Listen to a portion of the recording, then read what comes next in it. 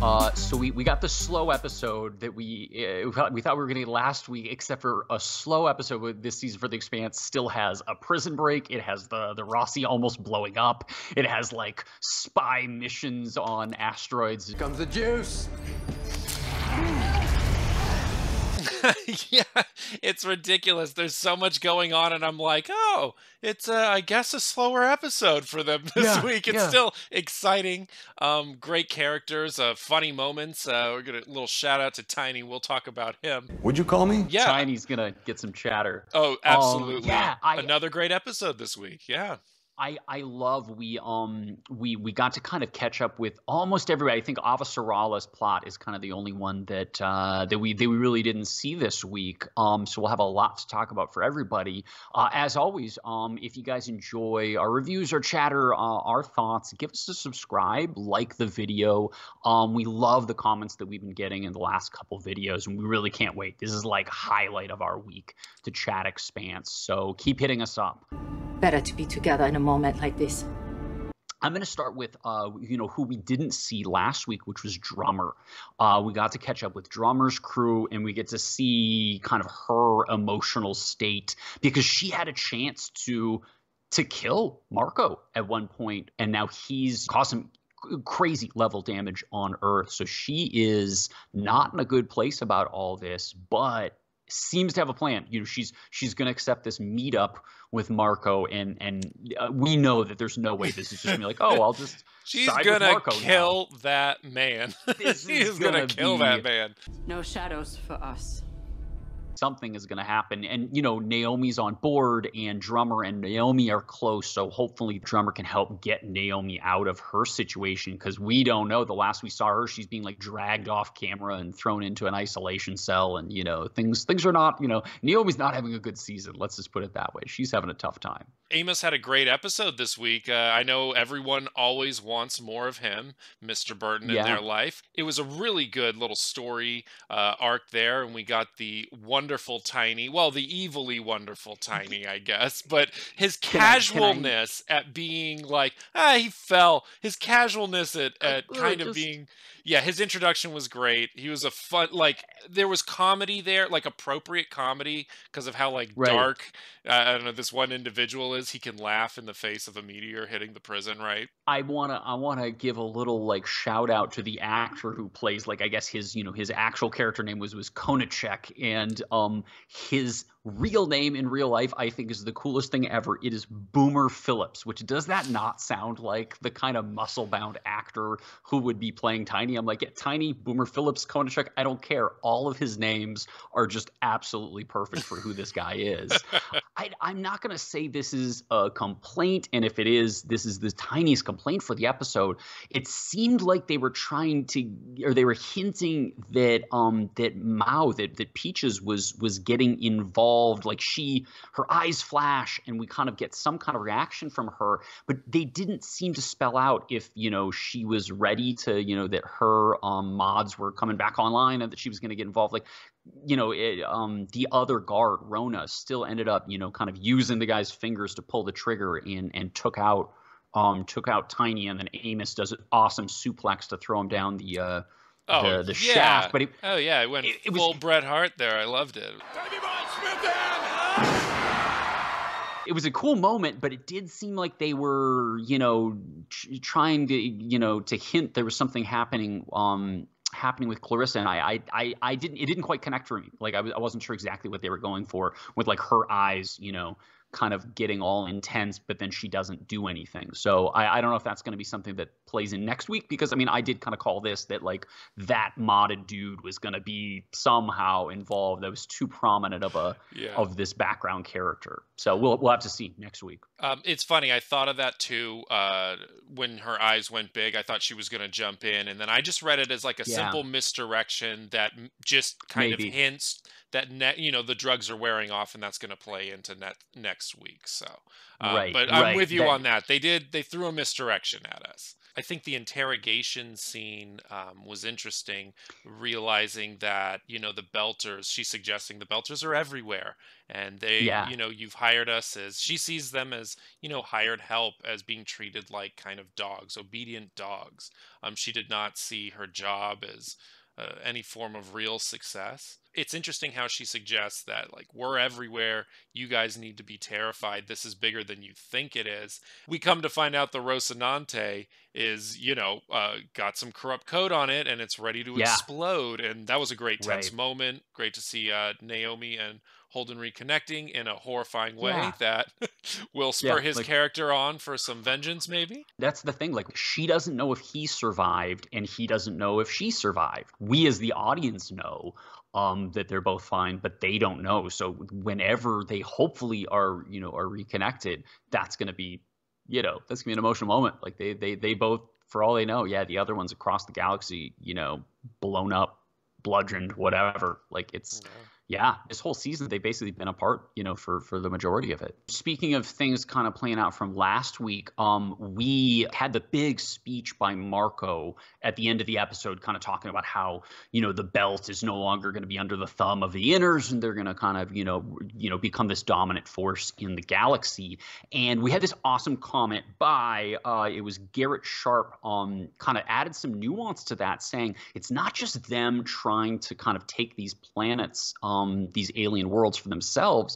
They can't even really land on most of these planets. And we kind of saw that in season 4 with Naomi. She really has problems. Like, her body's literally shutting down while she's on the planet. And he made a good point that, they can't even do anything. It's more about maybe stopping inners from getting out there to sort of change the balance of the universe, that suddenly the Belters themselves won't even be a necessary workforce because the work isn't going to be happening in space.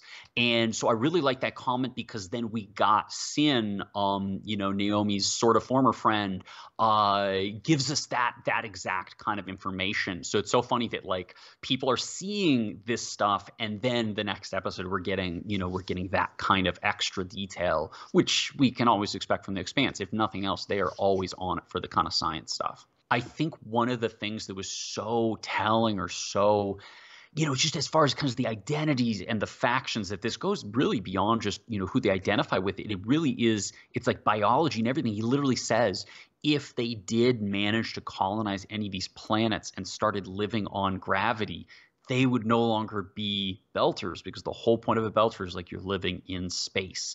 And so as soon as you're not living in space, you're not a Belter. Like, that's it. It's not just like, oh, we have this commonality of growing up. Like, as soon as you leave that life, you're done. Like, you're no longer a Belter. To me, that was really interesting. Like, who knows where that, if that even comes into play, but it really, again, says something so intrinsic about the identity of a Belter. Yeah. That we've never really heard in that way before. Unwilling to change, or it just, that's not Yeah. who we are anymore. But, like, even if it's better for you, I don't know, it would Right. maybe be healthier to And grow up on real gravity, it seems. right. Well, and even like a somebody who was a real ally to the belt, like Fred Johnson, where they're like, yeah, he's just a tourist. It's just so, like, clearly this identity of the belt is so limited.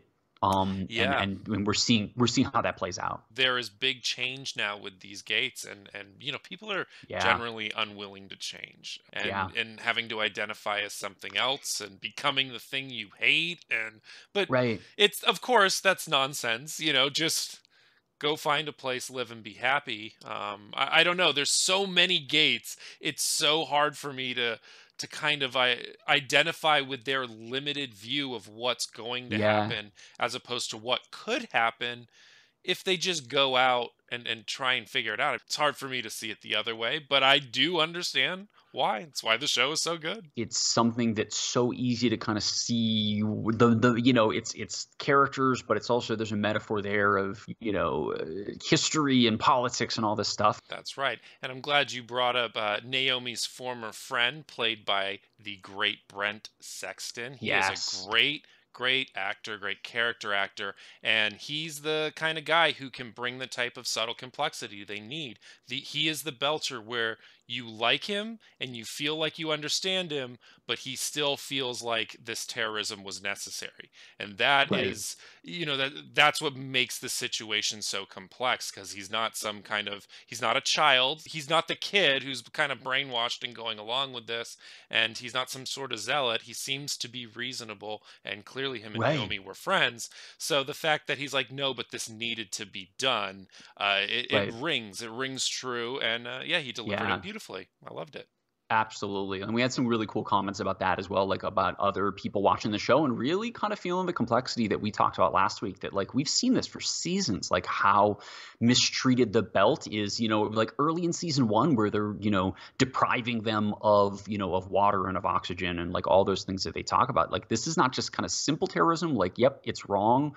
I think we can be clear that Mark is the bad guy, but there's definitely a history there. There's a lot of backstory. And so to really kind of see that human side with Sin, like that it's not just this zealot, or somebody young like Philip who's who could be swayed. This is somebody who's been alive for decades and still sees it as totally necessary.